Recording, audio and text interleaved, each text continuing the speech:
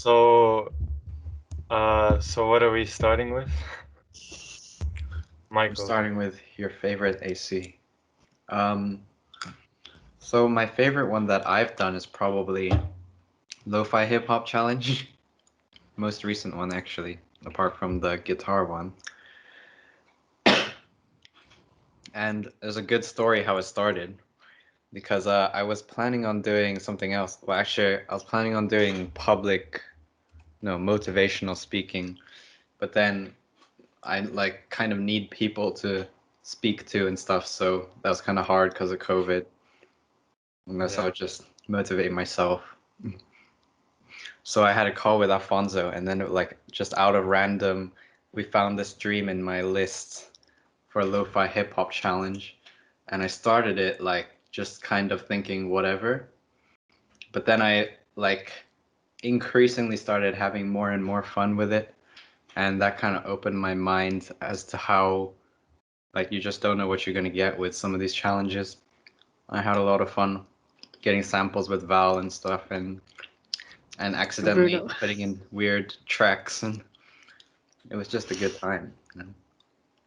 So that's probably my favorite. Cool. Yeah. What did you guys think of the track?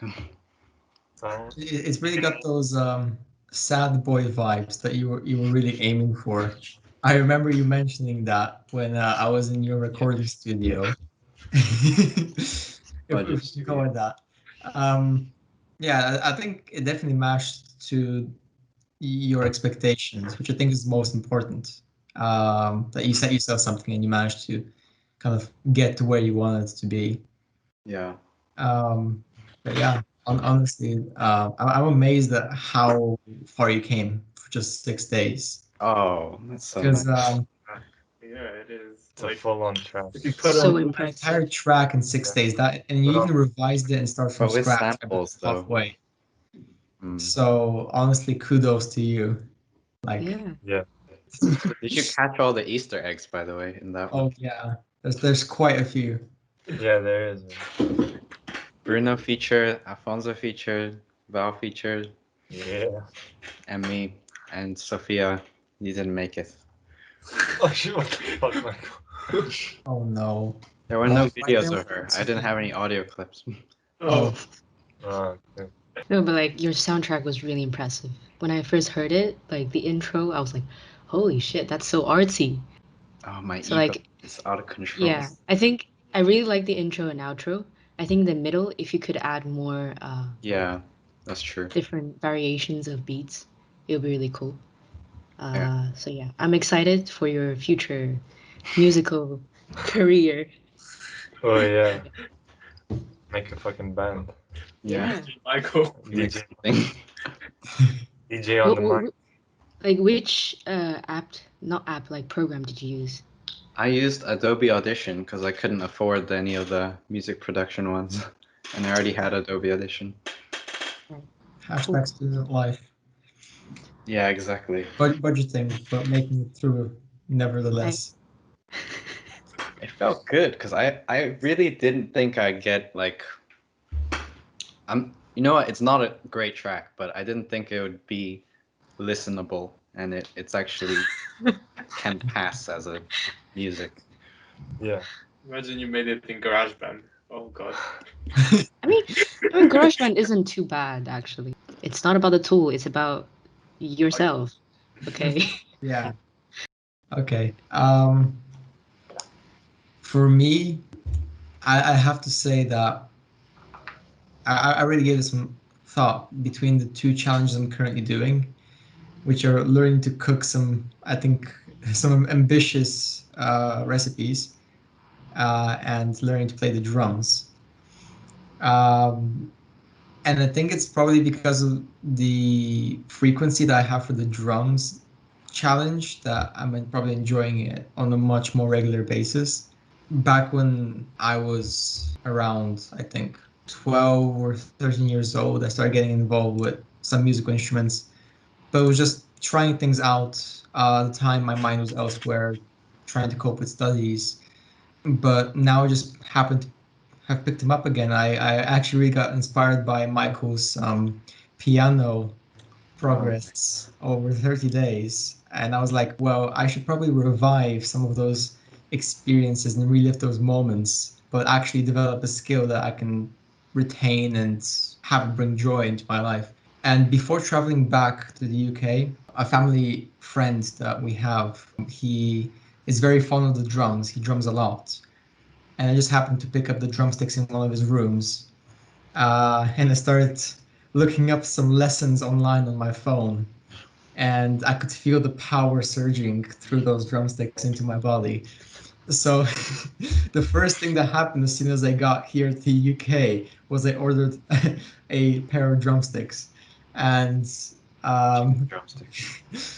I haven't had access to drum kits anywhere yet, but I've been learning everything through air drumming, practicing notation, reading it, getting coordination between the different limbs, which I found to be the most challenging. And the person I mentioned, he told me that as well. Uh, but honestly, it's been such a joyride because every day I'm practicing songs that I haven't practiced before, and I'm encountering new challenges, but I'm also getting to play songs that I really like, which I never thought I'd be able to do. Instead of just listening to them, I can actually, I suppose, relate to them a lot more because rhythm is at the foundation of everything, and drums facilitate that rhythm. So it's almost as though I can immerse myself in the songs even more. And at some points, I even found myself establishing a deeper emotional connection with the song, which I found very, very interesting. Mm. I think at one point we're gonna become like a actual band instead of like a Yeah. tech team. Michael's Actually, my DJ. Bruno flute. can play the metronome. No, wait, that's The metronome. let the metronome Literally be. nothing involved. The triangle. I think my favorite one so far is just the photography one. Um, I didn't expect it to be so annoying when I started it. So on the first few days, I was like, oh my God, I'm gonna take photos when I'm out. So I'm like forcing myself to go out more often. It's gonna be cool. I like taking photos anyway. But then to one point, I'm like forcing myself to go out. Like I had to think all the time, okay, what time can I go out? And how what kind of places when I should I take photos of? Because I'm not gonna be able to take the same photos in the same places. So it was a bit annoying in the middle. And I guess until the end, like the last few days, I kind of just gave up on it in a way. Like I didn't put that much dedication into it, so I didn't walk all the time. Like I sometimes took photos in the car, and I was just like, okay, that counts as like taking photo outside because I'm technically not at home. And I didn't expect to have certain photos, and there are many things that I realized that can be very interesting around us, and I guess people should pay more attention to what's going on in their life, and that's what I took from that experience. But, Sophia, Yeah. don't you think, like, for example, I remember, like, in my Portuguese classes, like, Yeah. when I was in my GCSEs, my Portuguese teacher, I don't know, we were reading some kind of passage and Uh-huh. was talking about looking at the details around you, as you said, like, Yeah. walking around, especially walking around a place that you're so familiar already that you almost think that you know where everything is Yeah. And until you, then I guess, have a look at it. Then you suddenly see, oh my God, yeah, this yeah. thing is here. And then also you begin to appreciate kind of the beauty of things, the simple things, little details around you, and Yeah, you see it. Um, definitely. and I think, do you think that's like something, I don't know, that, Yeah, I guess we should just appreciate more about our lives instead of focusing too much onto work sometimes. I suggest people not doing this every day, but like you can have this once a week or something. Yeah, yeah. And photography is not only about mm, uh, you know beautiful things. It can be like the dirty bits and the weird stuff that you see. Anything that you like, just take a photo of it. yeah. And it can be less I guess take a less restrictive kind of like mindset to it. Like, as Mhm. in, any photo is a nice photo as long as you go out there and then just go for it. Yeah, that's true. That's true. Even if it's the same, you may create a different scene, right? Yeah. I guess the most important thing about a photograph is the story meaning behind it. Yeah. Like what it shows doesn't really matter. It's what you think what's important behind it.